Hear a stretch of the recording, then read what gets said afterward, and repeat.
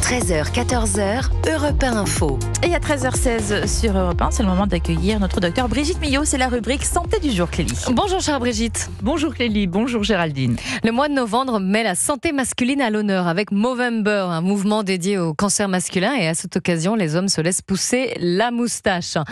Et vous vouliez aujourd'hui, Brigitte, nous parler plus particulièrement du cancer de la prostate. Oui, un sujet essentiel pour la santé masculine.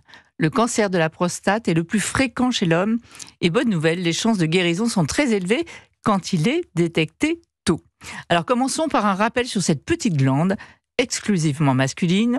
Elle se situe sous la vessie, devant le rectum. Elle est traversée en son centre par le canal qui permet à l'urine de s'évacuer. Elle participe à la production du liquide séminal qui entre dans la composition du sperme. À partir de la quarantaine, elle a tendance à augmenter de volume. Cette croissance est généralement bénigne et fait partie du vieillissement. Mais il arrive que cette croissance dégénère en cancer. Aussi, il est important de consulter devant quelques signes. Des troubles urinaires, avec un besoin d'uriner fréquent, surtout la nuit, un jet lent, faible, interrompu, des troubles de l'érection, la présence de sang dans les urines, voire même dans le sperme, ou des douleurs du dos, dans le dos ou au niveau du bassin. En fait, le message clé est « Si quelque chose change, je suis vigilant et j'en parle à mon médecin ».